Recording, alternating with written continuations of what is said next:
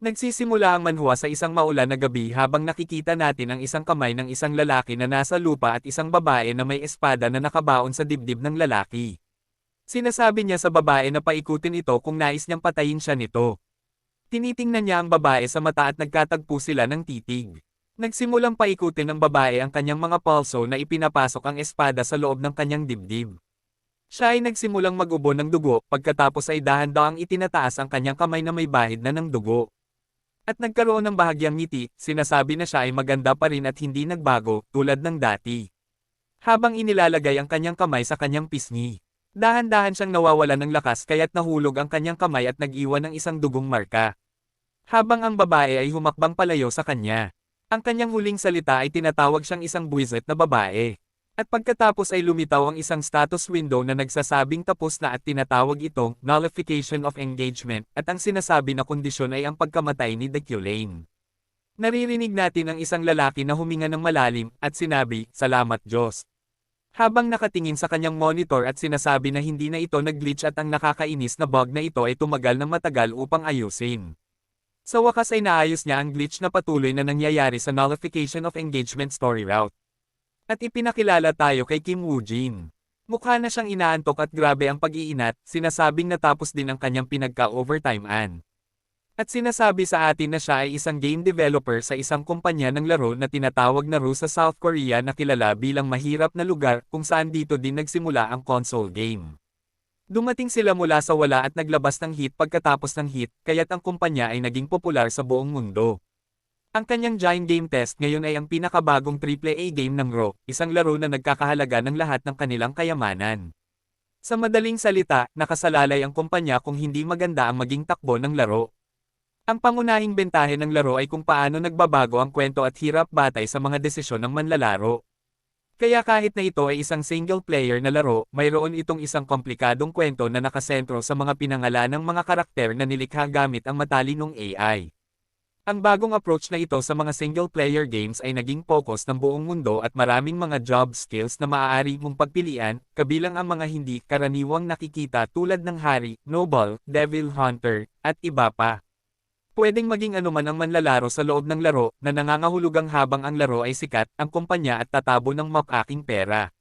Ngunit may kasamang panganib ang pagkapaldo nila, kung mabaygo ang laro, tapos na ang kumpanya.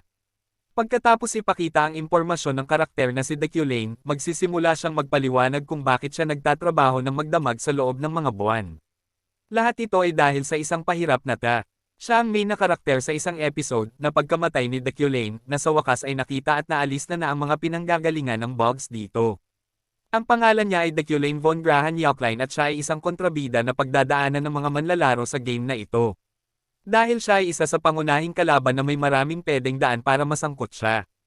Maraming mga bugs at glitches na kailangang ayusin, ngunit ngayon, sa wakas ay nagtagumpay na sa pagtapos sa kanya ng walang anumang problema. Ang dahilan ng kanyang kamatayan ngayon ay dahil pinatay siya ng kanyang sariling fiancé, tama lang ito dahil nagdulot siya ng maraming problema sa buong episode. Naririnig natin ang isang babae na tumatawag sa kanya at tinatanong kung kamusta na ang pagtexting niya. Ipinakilala niya sa atin si Inyo Ara, ang leader ng kanyang development team at ang kanyang ex-girlfriend.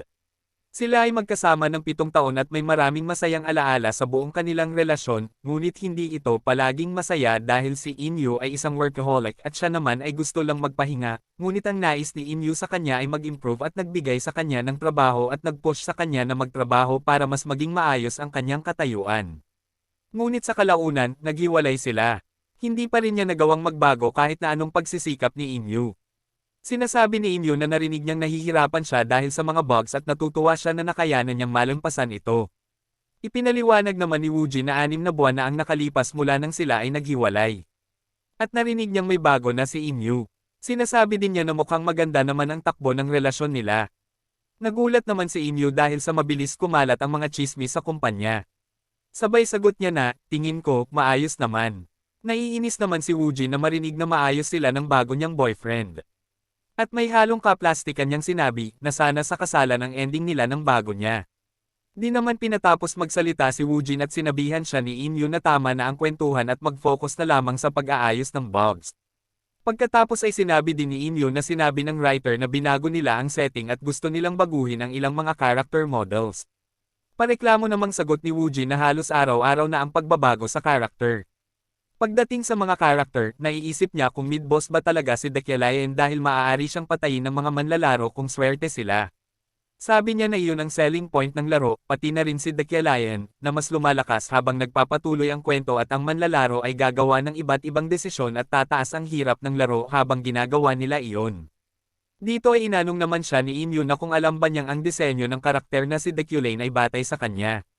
Naguguluhan si Woojin, ngunit tumawa siya at sinabing hindi ba niya ito napansin. Na parehong-pareho kayo, na tila ba may pang-iinis sa mukha ni Imyu. Sinabi naman ni Woojin na nagkita lamang sila ng writer ng ilang beses. At pabirong ulit na sinabi ni Imyu na iyon daw ang dahilan kung bakit tuwing naglalaro siya ng nito, palagi siya nagsisimula sa pamamagitan ng pagpatay sa kanya. Parang naasar naman na sumagot ni Woojin na kung gusto daw ba ng away ni Imyu, dahil sa patuloy na pagsasabi ng mga pagkakapareha nila ng personalidad ng karakter na si Deculayan. Sabi din niya, walang paraan na mahahawig ako sa isang tao na ang huling salita ay tinatawag ang ibang tao na buwezet. Biglang kabig naman ulit si Imyu at sinabing magbalik na ulit sa trabaho. At tinanong siya kung ano ang opinyon niya sa kanyang pagtitest ng laro. Sabi niya na ang laro ay masaya, pero nag-aalala siya kung ang kaligtasan ng kumpanya ay nakasalalay dito. Sagot naman ni Imyu na hindi na dapat mag-alala tungkol sa mga bagay na iyon. Ang gameplay trailer ay nagbigay kasiyahan sa mga tao sa buong mundo, kaya tiyak na hindi ito babagsak. Pagkatapos ay napatingin si Woojin sa kanyang kaliwa, sa may labas ng bintana. Tinanong niya si Imyu kung iyon daw ba ang kanyang boyfriend. Sabi din ni Woojin na masyadong gabi. At nakikita natin ang lalaki na nakatayo sa tabi ng kotse, tinitingnan ang kanyang telepono. Sinabihan ni Woojin na ano pang ginagawa niya, at wag doon niyang paghantayang ang kanyang boyfriend. Sumagot naman si Imyu na tama siya at aalis na siya. Binati din siya ng good luck sa trabaho ni Imyu sabay kaway bago lumabas ng pinto.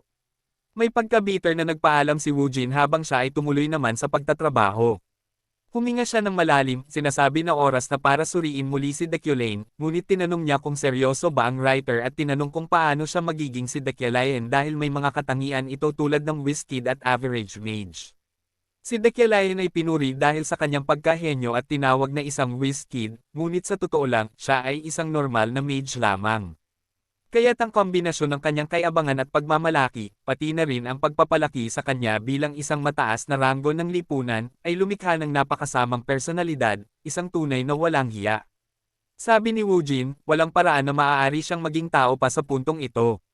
Kahit na siya ay mas lumalakas habang nagpapatuloy ang kwento, sa huli, siya ay napapalibutan ng mga tao na talagang kinamumuhian siya. Tinanong niya kung mayroong iba pang mga bagay na maaaring idagdag sa kanyang mga katangian o personalidad, mga bagay na hindi magiging kapansin-pansin dahil siya ay isa pa rin sa sikat na karakter.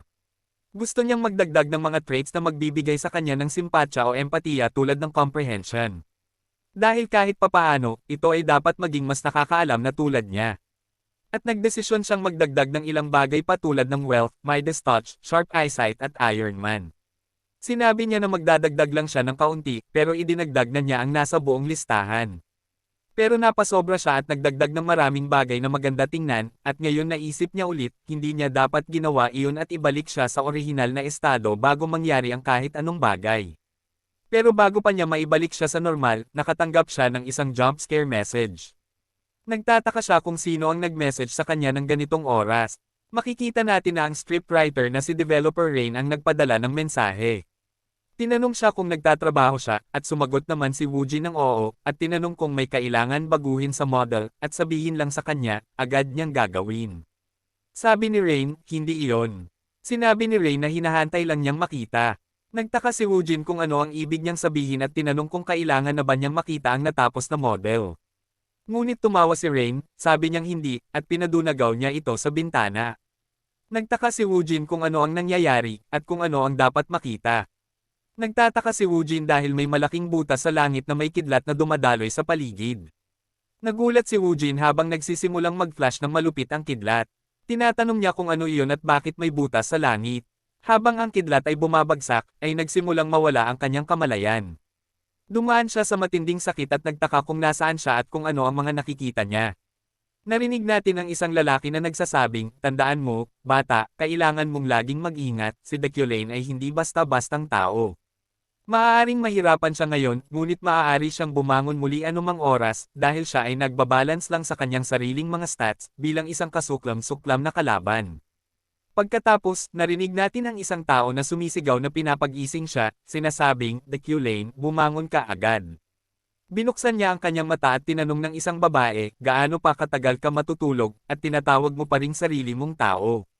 Narinig natin ang boses ni Woojin na nagsasabing, "Nakikita ko." At ilang araw na mula nang maposes niya ang katawan na ito, pero parang panaginip pa rin sa kanya. Tinanong siya ng babae, "Gaano ka pa katagal magkukulong ng dahil sa isang babae? Iniisip mo ba na sinusira mo ang pangalan ng pamilya natin?" Inihagis ng babae ang ilang mga papel sa sahig at nagsabi na, "Kung ayaw mong matanggal sa posisyon ng propesor na sobrang gusto mo, magtrabaho ka." Sinabi ni Woojin, "Isang linggo na ang nakalipas, ang gabi ay biglang nagkaroon ng kakaibang phenomenon, at nagising ako sa isang hindi pamilyar na lugar, sa loob ng isang hindi pamilyar na katawan. Hanggang sa natukoy ko, nandito ako sa laro na aking binubuo, at ang pamilyar na tanawin ay nagpatibay ng aking hinala. At higit pa, nasa katawan siya ng isang lalaking hindi makakatakas sa kamatayan anuman ang mangyari sa kwento ng mundo. At siya naging napakasamang kontrabida sa isang laro. Makikita natin si Dekelayan sa kanyang kwarto at sinasabi niyang isang linggo na simula nang siya ay mapadpad dito. Nung una ay inaakala niya ay isa lamang itong panaginip, pero habang dumadaan ang mga araw, damang-daman niya na totoo ang lahat kaya't tinanggap na lamang niya ito. Tinatanong niya sa kanyang sarili kung isa ba itong reincarnation dahil pagkakaalam niya ay namatay siya sa tama ng kidlat kamakailan lang. Pero, isa lang ang sigurado para sa kanya, na siya naging isang kalaban sa laro na dati ay kanya lamang develop. Si Dekelayan von Graham Eucaline.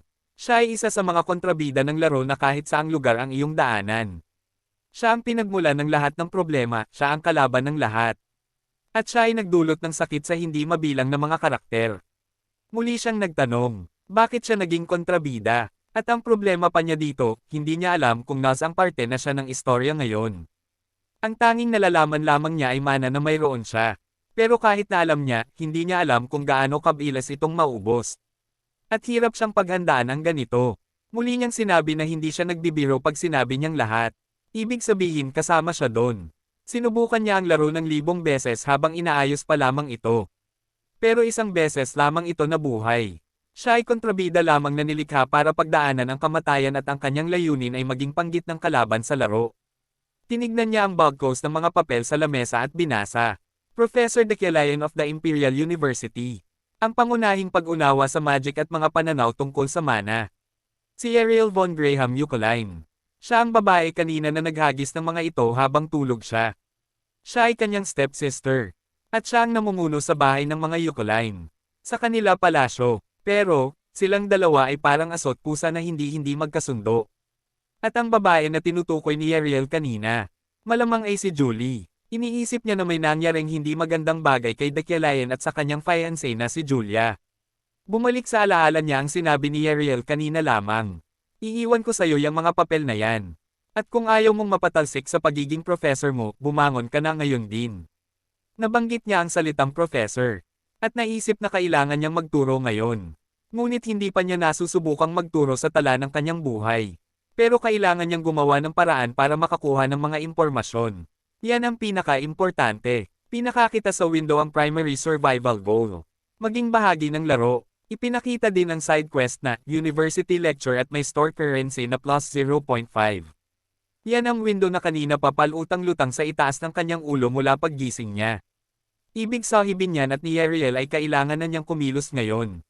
Sa kanyang pagsusubok ng laro, maraming beses na namatay si Dekelayan sa kamay ni Ariel kaya't kailangan niyang iwasan ito. Pero importante din ang store currency, pero anong ituturo niya? Maaring nag-aalala lamang siya, pero alam niyang normal lang ang nangyayar. Ang katawan na ito ay may katangiang taglay na comprehension. Ito ay kakayahang makainitindi ng anuman. Maaari itong magamit sa pamamagitan ng mana. Kanyang naalala, bago siya maging si Dekelayan, nilagyan niya ito ng ganitong kakayahan. Para naman magkaroon ito ng kahit konting pag-unawa sa mga bagay-bagay. At ito ay natatanging katangian na makikita lamang pagkatapos ng laro. At marahil ito ay may nakatagong epekto. Nagtataka siya na hindi siya pamilyar sa bathroom at mga damit dito, pero parang kusa na lamang niya itong nagagamit at nasusuot ng walang kahirap-hirap. At napagtanto niya na dahil siya si Dekelayan sa kanyang buong buhay. Sa pangkaraniwan, parang di siya komportable na magsuot ng mga ganitong klaseng mga damit. Pero ngayon, pakiramdam niya ay napaka-elegante ng kanyang dating. At napaka-comfortable nito para sa kanya. Ito pa ang kanyang mga katangian. Intimidation, dignidad, at ang maging mapagmataas, na para bang, ang ibig sabihin ng lahat ng ito ay ang katawang ito ay sa akin na ngayon. Wala siyang balak na magsalita ng masama o hindi maganda. Ang dating formal lamang na si Kim Woo-jin ay parang masyadong mapagmataas na ngayon. At parang normal ito sa kanya. Pero, ang kanyang pakay lamang ay ang kumuha ng mga impormasyon. Muling niyang nadama na ang paghanda sa pagtuturo ay parang natural lamang. Siya ay isang marangal at mataas na miyembro ng lipunan. Ngunit sa Korea, siya ay normal na tao lamang. Normal na taong, matangkad at gwapo. Yan ang sabi nila bago ako makipaghiwalay sa kanila. At dito ay muling ipinakita ang kanyang ex-girlfriend na ang huling tawag sa kanya ay kaawa-awang tamad. Nasabi niya sa kanyang sarili na ganun siya. At hindi na niya uulitin ang dating pagiging tamad. Kaya hindi ako magpapabaya ngayon. Makikita naman habang siya ay paakay na sa isang magarang sasakyan. Nabanggit niya bigla na di pa siya nakakasakay sa ganitong kagandang sasakyan. At muli ay mayroon na naman siyang naalala pagdating sa mga mamahalin na sasakyan. Kanyang naalala ang kasalukuyang boyfriend ni Inyo at naiinis siya dito. Nagulat naman siya at may nakaupo sa tabi sa loob ng sasakyan. At nang mapansin siya nito ay agad itong nagsalita. Binati niya ng magandang hapon ang si Professor Dekialayan at iniaabot ang mga papel sa kanyang kamay. Iniisip naman ni Dekialayan na ito daw ba ang assistant o secretary niya. Pabiro niyang tinanong dito na siya daw ba ay isang wizard. Nagtataka namang sumagot ang babae na mahigit 3 taon na siyang naglilingkod dito. Biglang bawi naman niya na nagbibiro lamang siya. Habang sinusuri niya ang mga papel. Napansin niya na hindi ito lecture material. Ito ay isang script na kanya lamang babasahin. Nakapaloob dito ang lahat ng kailangan niyang impormasyon sa pagtuturo mula simula hanggang sa matapos. Iniisip niya na hindi talaga ito gumagawa ng mga letter material. Dahil sa pagiging mapagmataas nito at sa kawalan ng talento. Ang katabi niya ang gumagawa ng lahat. Kaya't pinuri niya ito at sinabihang magaling ang nagawa niya. Nagulat naman ang katabi nito. At muli itong sinabihan ni Dekialayan na magpahinga na muna siya pagdating sa pupuntahan. Takang-taka naman ang driver habang naririnig ang pagbibigay ng compliment ni Dekialayan sa kanyang assistant. Iniisip niya sa kanyang sarili kung gaano nang aba siya kasamang tao. At bakit parang sumama ang kanyang pakiramdam na parang nasusuka mula nung nagbigay siya ng compliment sa ibang tao. Iniisip niya na ito ba ang tunay na ugali ni Dekialayan. Naramdaman niya ito mula nang papalayo siya sa palasyo. Pero parang ang kamalayan ni Dekialayan ay sinasakop na ang buong pagkatao niya. Maya-maya lamang ay nakarating na sila sa kanilang destinasyon. Ang lugar kung saan nagtatrabaho si Dekialayan. Ang Imperial University, sa Roteo Hall. Ito ang nakasulat sa mga dokumentong ibinigay ni Uriel sa kanya. Rinig ang bulong-bulungan ng mga mag-aaral. Sabi ng isa, sa wakas makaka-attend din ako sa klase ng Professor Head Dekialayan. Ang sabi naman ng isa, sabi nila siya daw ay master ng spell interpretation. Sagot naman ng isa, oo siya ay kilalang henyo nung bata pa. Bigla namang natigilan ang lahat ng magpakilala na si Dekialayan. Sinasabi niya sa klase niya siya ang kanilang magiging head professor ng University Magic Tower. Dito ay sinimulan na ni Dekialayan ang pagtaturo. Sa kabila nito ay mayroong mga kababaihan na lubos na humahanga sa kanya. Ngunit sa isang banda, may isang babae naman ang lubos siyang kinamumuhian. Sinasabing siya ay isang walang modo. Siya ay kaaway ng kanyang ama.